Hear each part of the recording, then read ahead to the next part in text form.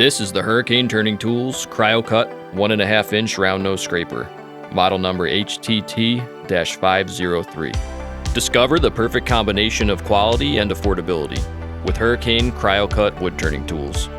Each tool is made from cryogenically treated M2 high-speed steel, increasing wear resistance by up to 3 times while still maintaining the superior sharpness properties of M2 steel.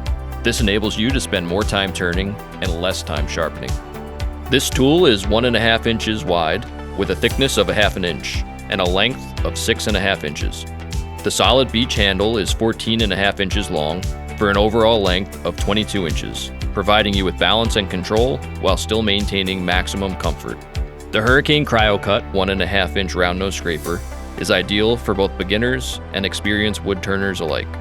Whether you're working on intricate details or shaping substantial projects, let Hurricane Cryocut wood turning tools help you achieve perfect results every time.